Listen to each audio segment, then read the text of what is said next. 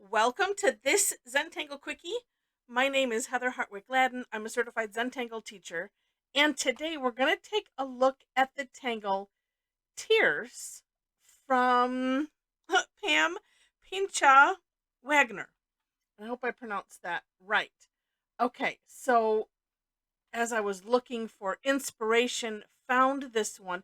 I've seen it before, and just, I don't know. Today, it struck me as, oh, hey, that's kind of neat. And maybe because I have some projects in my head, and that's what struck me. I don't know. It doesn't matter, but it's neat. It starts off. Well, it's neat for a number of reasons. Here's the first one. Just a wiggly line, and I'm just going to put mine in the corner and have it go out. You can do this probably in any shape that you want. Could be, straight-ish wiggly lines. It doesn't matter. Oh, that is rather wiggly. And you know what? Let me look really quick here. Where did it go?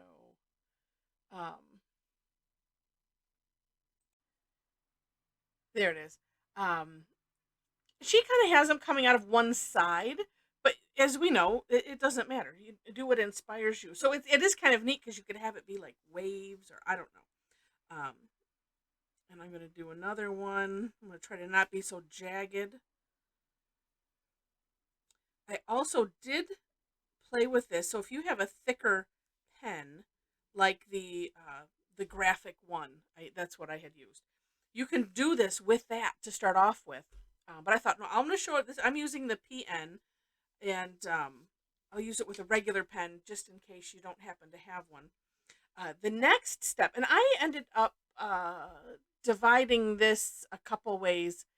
Um, and this just because it came up before, and I thought, I'm going to, especially if somebody is new to tangling, I think it's kind of neat because it said she has layout concentric wavy lines, thicken lines to make more contrast.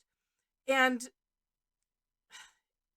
honestly, not that it's a rocket sciencey kind of thing, but so I'm just putting an extra weird wavy line underneath.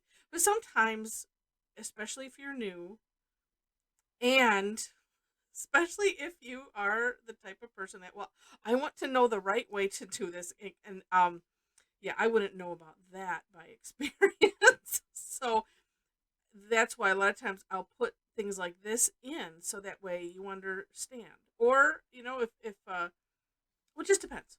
Yeah. So and I thought that adds some extra neatness to it as well. So it's not like you have to aura this exactly. How fun to just, whatever and whatever happens happens and it's all good.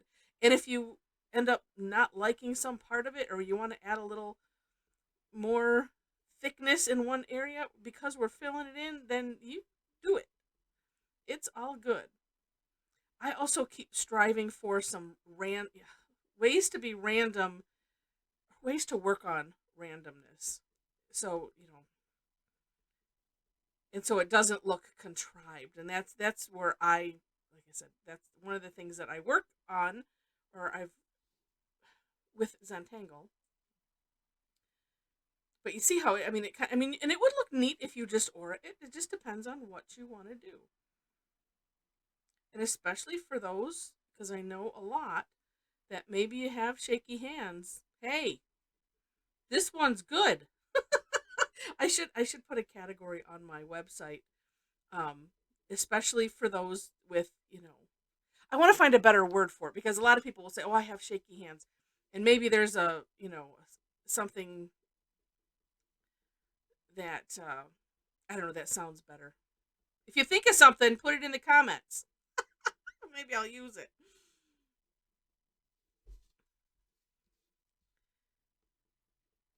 To draw attention away from things and to have fun. So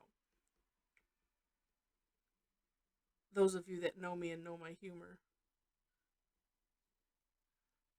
you'll get it. Like I said, it it all doesn't matter. It's like, oh, I have a little bump here. Oh, let me smooth it out. Oh, well, you know what? I don't need to.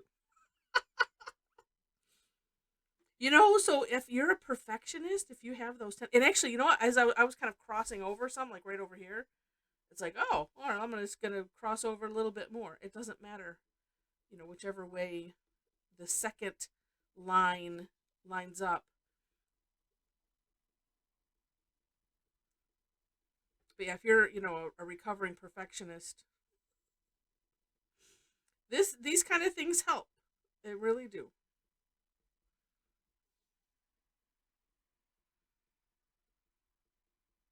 Oh, maybe that's what the category should be for recovering perfectionists.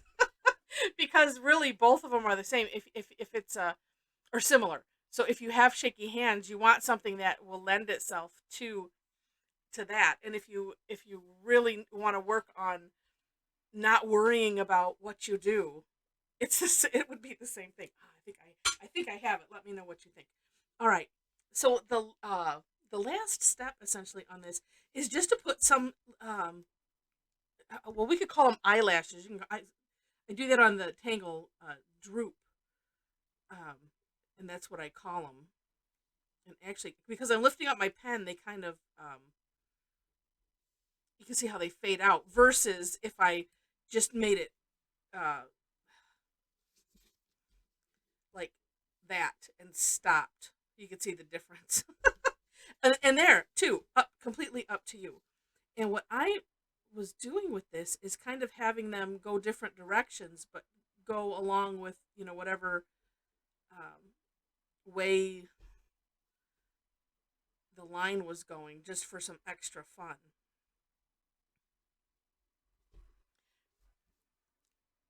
So I'm almost thinking, I mean, this concept could be really neat, or this tangle. Yeah, I can call it a concept, I guess, if I want to. If a lot of times we will, do something around the edge of a pattern, just because, like, it just needs a little more pizzazz or something. And this could be it. And they don't have to be that long. It can be, whatever length that you want. And actually, looking at Pam's step out, they're more on the sort of smaller side. But again, completely up to you. And that's what's fun.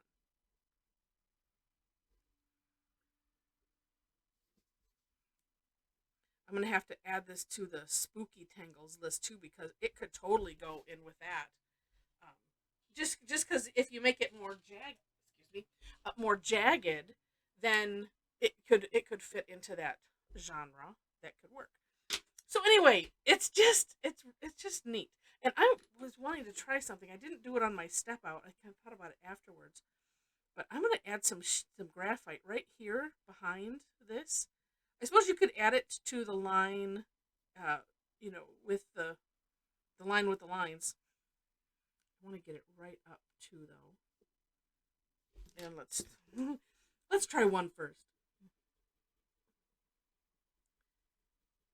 And I do think it's fun to do shading somewhat in steps, especially if you're like, oh, I think this might look neat, or I think that, for a couple reasons. One, you can see, and it's like, I would, even if I didn't care for it, I would continue it anyway. But what I think is also neat is to look at the difference. It's like, oh, with shading, without shading. Hmm. And so, I mean, besides that, it's really cool. It can spur on maybe some other ideas. Who knows? But I'm going to continue that because it looks really neat.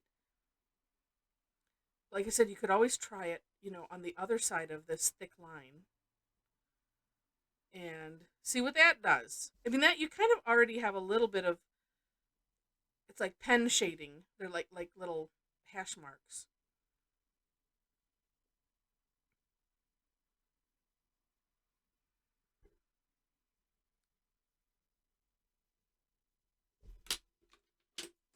But this is, sometimes you see tangles in well, or at least I do, and I go, oh, okay, well, that, where it doesn't make sense in my head. It's like, well, that's interesting, but it doesn't, for whatever reason, I don't. It's like, okay, well, I'll look at that later, or I just go on to something else because there's so many tangles out there. Um, And oh gosh, look at how neat that looks. Wait, let's see what happens when we flip it the other way. Oh, I love it when you can turn it a different way and it kind of takes on a different look. That's neat. Super cool. I'm sorry, shading, the magic of shading just never, ever, ever gets old. It is so cool. And I didn't have to dim my, let's see if I dim my light. Ooh, even better. How neat is that? Anyway, I interrupted myself and I don't remember what I was saying. So anyway, um, oh, sometimes something just doesn't grab my interest.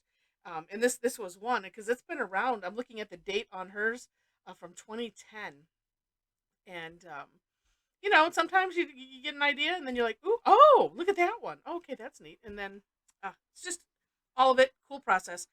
If you enjoyed this, and I hope you did, would love to have you click like.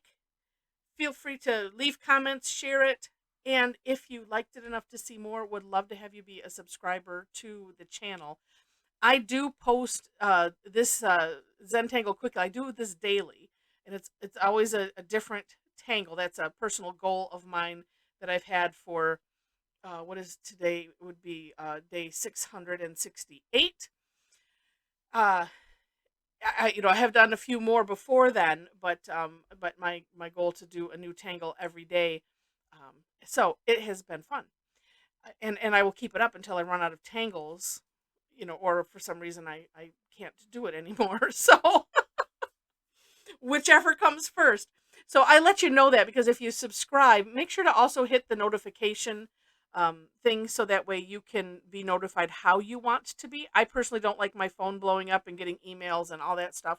So I'd rather have somebody uh, receive no notifications than go, oh my gosh, that Heather, she's posting again.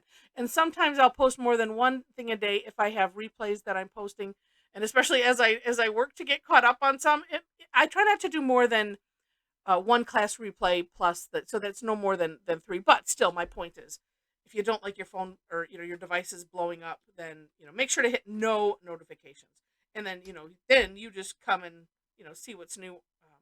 It's easy to do. All right, so in the description section, links to the step outs. I always do my own version, and then link to the originator of the tangle. I put that under for more inspiration because that's what it's for. And below that, ways to connect with me. So if you really like these, maybe you want to come join me on an online class. I do them almost twice weekly. A lot of them are free. I do have some that are paid, so I can afford pens and things like that. And I also have a membership club. So if you really, really like it, and you can read the information. It's on my website. Um, it's it's a good deal. So check it out. And let's see what else. I think that's it. So with that, thanks so much for watching, and I wish you happy tangling.